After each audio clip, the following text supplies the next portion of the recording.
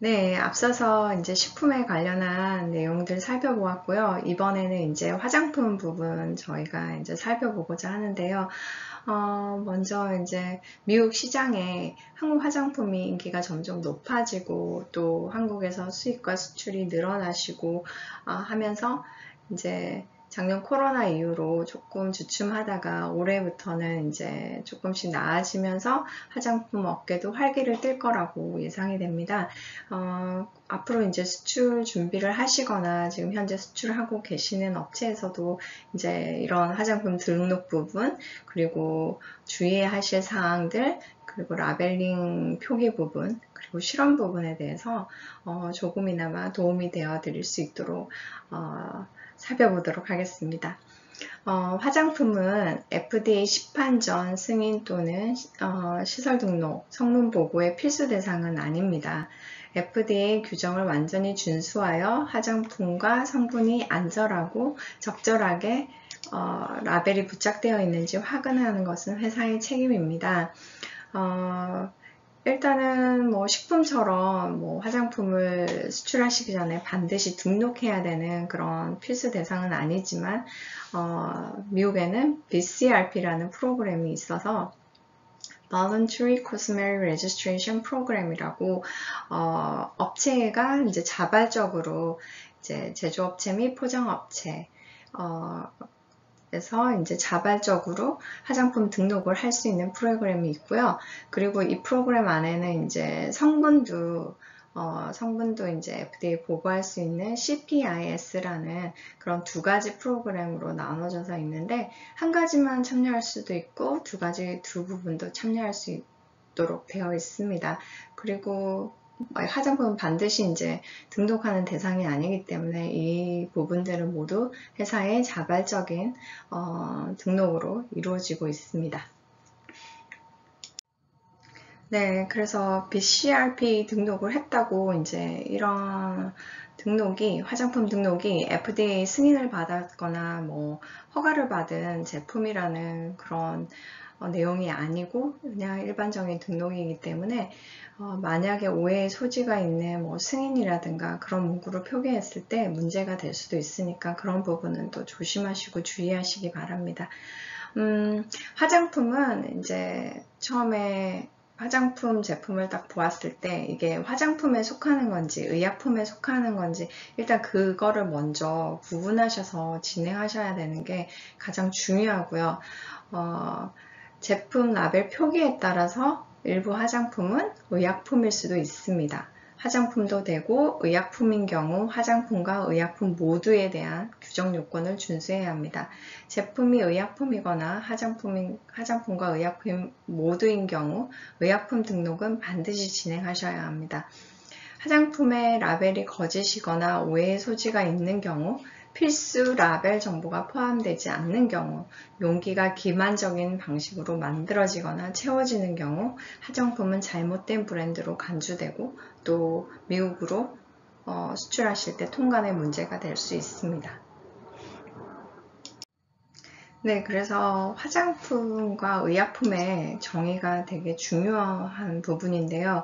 화장품은 FD&C 법에 의하면 화장품은 신체의 구조나 기능에 영향을 주지 않고 클렌징, 미화, 매력 증진 또는 외관의 변화를 위해 인체에 적용하기 위한 것으로 정의합니다. 스킨 크림, 로션, 향수, 립스틱, 손톱 강택제, 눈 및 얼굴 화장품용, 즉 메이크업, 샴푸, 헤어 컬러, 데오도란트로 사용하기 위한 모든 화장품과 재료가 포함되고 있습니다.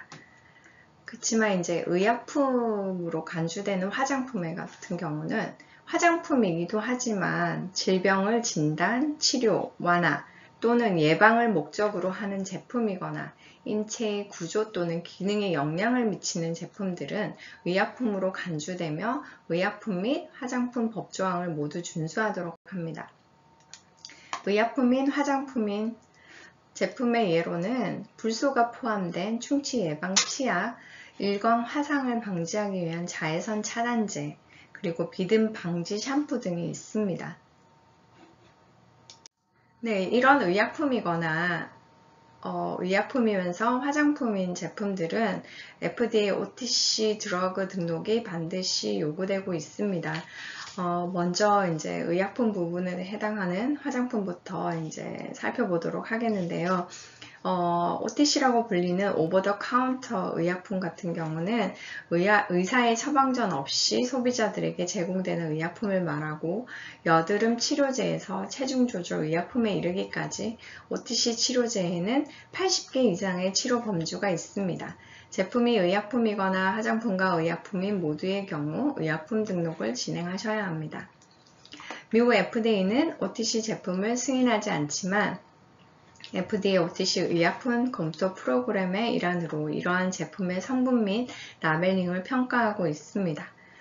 OTC 의약품을 제조, 재포장 또는 재라벨링하거나 OTC 의약품을 미국으로 수출 또는 수입하는 국내, 즉 미국 내 그리고 외국 업체 시설은 FDA 의약품 시설 등록을 요구하고, 그리고 매년 12월 말 전에 등록을 갱신하도록 하고 있습니다. 의약품 등록 요구사항은 첫 번째로 FDA OTC 드러그 시설 등록을 하셔야 되고요. 그 후에 이제 NDC 라벨러 코드를 FDA 요청해서 FDA에서 라벨러 코드를 지정받으시면 이제 제품을 리스팅 하실 수 있는데, 제품을 리스팅 하실 때는 고유한 10자리 NDC 번호를 할당하여서 FDA 제품을 리스팅 하도록 하고 있습니다. 이렇게 해서 이제 의약품 시설 등록과 제품 등록을 완료하시게 되는데요.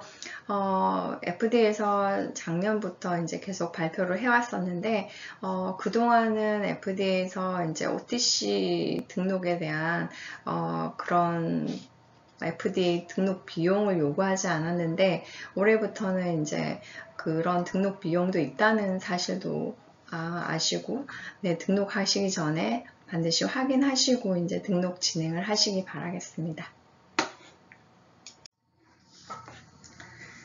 의약품 라벨 규정 준수 부분 먼저 살펴보도록 하겠는데요.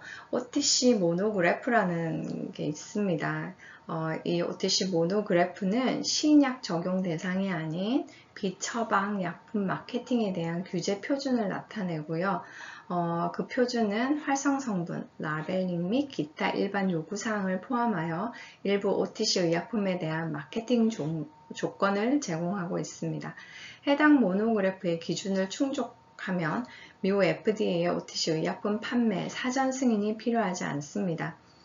비듬 방지 샴푸, 불소가 함유된 치약, 자외선 차단제 등은 처방전 없이 구입할 수 있는 의약품으로 규제하고 있습니다. 미국 FDA는 OTC 모노그래프에 따라 판매되는 OTC 의약품 라벨을 사전 승인하지 않고, 대신 용기, 외부 포장, 포장 삽입물 등과 같은 OTC 의약품 라벨링을 규제하고 있습니다. 네, 제품 리스팅 하실 때도 이제 FDA에 의약품 라벨을 제출하셔야 되고, 그 안에 포함되어 있는 제품에 대한 인포메이션 또한 FDA에 보고를 하셔야 하는데요. 그 전에 이제 의약품 라벨 규정을 준수하는 부분이 중요하다고 하겠습니다. 대부분의 의약품 라벨은 앞면이 다른 제품들, 뭐 식품이라든가 어떤 제품을 불문하고도 이제 앞면 부분에 Principal Display Panel 주요면 부분에는 반드시 제품명과 이 제품이 어떤 제품인지, 그리고 순중량 표기를 하도록 하고 있고요. 그 외에 다른 면, 옆면이라든가 뒷면은 인포메이션 패널에 해당하면서 이제 그 부분에 이제 정보를 제공하고 있는데요. 의약품 같은 경우는 드러그 팩트가 이제 포함돼서 다른 필수 정보에 대한 라벨링을 표기하고 있습니다. 드러그 팩트는 이제 라벨링 상단에 명시하도록 되어 있고, 눈에 띄게 표기해 주시면 되고요. 그 밑에 이제 액티브 인그리디언트가 표기되는데, 어떤 활성 성분을 사용했고, 얼마의 양이 함유되어 있고, 그리고 어떤 목적으로 이 제품을 사용하고 있는지 그 모노그래프 상의 활성 성분을 확인하시고 표기하시기 바랍니다. 그리고 이 제품이 어떤 용도로, 어떨 때, 어떤 상태일 때 사용하는지 그런 내용을 넣어주시고요. 워닝스 부분에는 이제 어떤 경우에 이 제품을 사용하면 안 되는지 부분과 그리고 의사 또는 약사와 상담하는 것이 적절한 경우, 특정 경고 내용들, 그리고 발생할 수 있는 부작용과 피해야 하는 물질 또는 활동에 대한 설명을 하고 있습니다. 그 외에 이제 directions 부분에는 나이 제한 부분과 그리고 이 제품을 언제 어떻게 얼마나 자주 복용하는지에 대한 내용을 넣고 있고요. 그 외에 other information 부분에는 뭐 제품 보관 방법이라든가 뭐 그 외 다른 소비자들에게 이제 전달해야 되는 정보가 있을 경우에 이 부분에 넣고 있고요. 마지막으로 inactive ingredients 부분은 활성 성분을 제외한 그 외의 성분을 나열하고 있는데요. 거기에는 이제 소비자들이 알러지 반응을 일으킬 수 있는 성분이 없는지 그런 것도 확인할 수 있고 이 제품의 뭐 비활성 성분에는 어떤 성분들이 들어가 있는지를 확인할 수 있는 부분이라고 하겠습니다. 이렇게 해서 의약품에서 가장 중요한 드러그 팩트를 완성하시면 되겠습니다. 네, 화장품 라벨링에 대해서 알아보도록 하겠습니다. 적절한 화장품 라벨링은 화장품 또는 퍼스널 케어 제품 마케팅의 중요한 측면입니다. 라벨링은 소비자에게 제품의 의도된 사용 및 관련 경고, 성분 및 수납량, 제조 또는 유통업체를 알리는 데 사용됩니다. FDA는 공정한 포장 및 라벨링 법의 권한에 따라 화장품 라벨링을 규제하고 있는데 이러한 법률 및 관련 규정은 건강 위험 및 기만적 관행으로부터 소비자를 보호하고 소비자가 구매한 개인 위생용품에 대한 정보에 입각한 올바른 결정을 내릴 수 있도록 돕기 위한 것입니다. 허위 또는 오해 소지가 있는 정보에 대한 금지의 일환으로 FDA가 제품을 승인했음을 암시하는 문구를 화장품의 라벨 또는 광고할 수 없습니다. 이는 제조 시설이 FDA 드러그 등록되어 있거나 제품이 FDA의 자발적 화장품 등록 프로그램에 등록되어 있는 경우에도 적용됩니다. 미국 법률 또는 규정에서 요구하는 모든 라벨링 정보는 영어로 되어 있어야 합니다. 네, 앞서서 제가 또 주의하셔야 될 부분이라고 이제 말씀드린 것과 같이, 제조업체가 OTC 드러그 등록이 되어 있거나 FDA의 이제 BCRP 프로그램에 등록이 되어 있는 경우에도 이 제품이 FDA 승인된 제품이 아니라는 거죠. 그래서, 그런 쪽으로 이제 마케팅을 해서 소비자들에게, 허위나 오해의 소지가 있을 만한 그런 내용을 전달하지 못하도록 하고 있습니다. 그런 부분에 대해서 주의하시기 바랍니다. 네, 화장품 라벨링 표기사항은 외부 용기와 내부 용기 나눠서 이제 표기사항을 규정하고 있고요. 제품 앞면에 해당하는 이런 Principal Display Panel (PDP) 주요면에는 제품명과 이 제품이 어떤 제품인지 명시해주고 있고 그리고 순중량이 반드시 들어가도록 하고 있습니다. 순중량 표기는 아운스라든가 플로어 아운스 그리고 그램이랑 ml 같은 그런 미터법 같이 표기하고 있고 미터법에 해당하는 단위를 같이 포함하고 있고요. 또한 이제 뭐 화장품의 적절한 안정성 입증이 이루어지지 않은 성분을 포함하는 경우에는 주요면에 워닝 문구를 포함하셔서 표기하도록 하고 있습니다. 브랜드명도 들어가 있기도 하고요. 네. 그리고 이제 앞면을 제외한 옆면이라든가 뒷면에 같은 경우에는 이제 그 제품의 성분들을 넣고 있고, 이 성분들은 소비자들이 알고 있는 일반적인 성분명이어야 합니다. 그리고 함량이 많은 것부터 적은 순서대로 표기하도록 하고 있습니다. 소비자들이 이 제품을 안전하게 사용하는 사용 방법 또한 들어가 있고 그리고 제조업체나 판매업체의 회사명과 주소를 또 표기하도록 합니다. 그 외에 이제 주의사항과 필요한 정보들을 표기하셔서 이제 화장품 라벨 외부 용기 표기 사항들을 이제 모두 준수하시면 되겠습니다. 네, 화장품의 내부 용기 라벨링 표기 사항은 제품 앞면, 내부 용기의 제품 앞면에 해당하는 Principal Display Panel PDP에는 앞면과 동일하게 제품명과 이 제품이 어떤 제품인지 명시하도록 하고 있고요.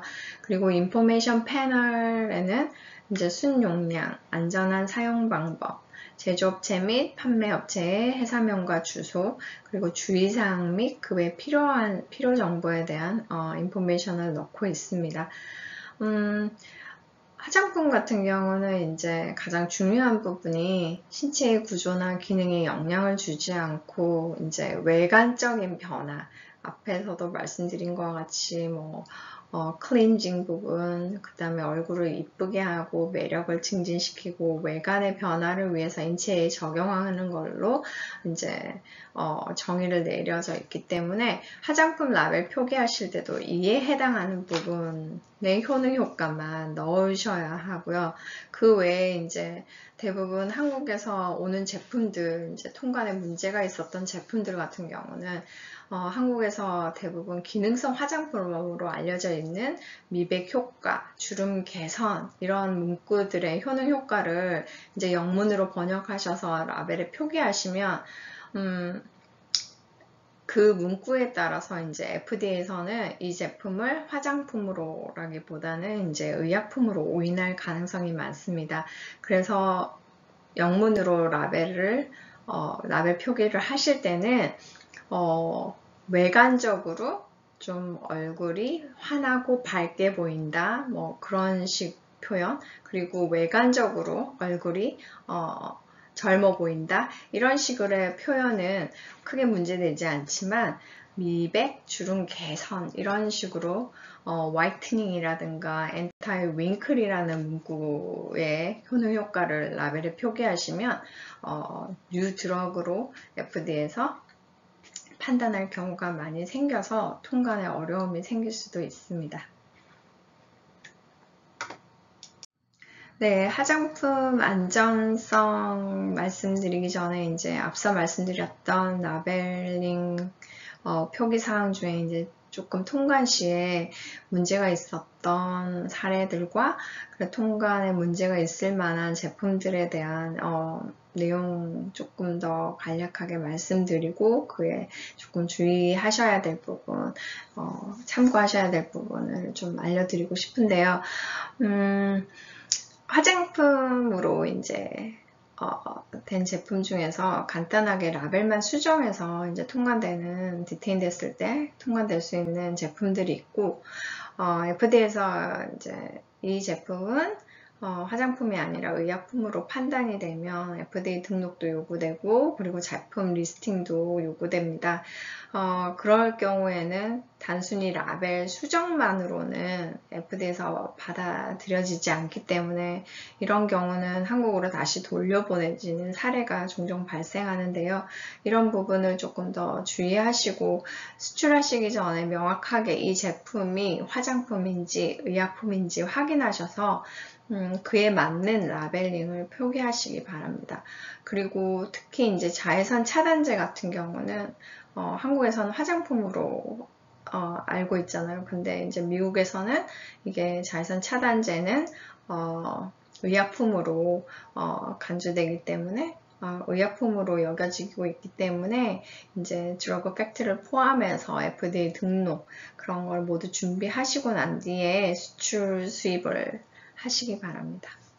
화장품 안정성은 소비자가 라벨의 지시에 따라 또는 관례적이거나 예상되는 방식으로 사용할 때 안전해야 합니다. 화장품 테스트는 화장품의 안전을 보장하기 위해 제조업체가 할 수 있는 일 중 하나입니다. 때때로 FDA는 제품의 가능한 안전 문제를 조사하거나 연구 프로그램의 일부로 테스트를 수행하기도 합니다. 화장품 테스트에 대한 FDA 리소스는 소비자와 업계 모두에게 중요합니다.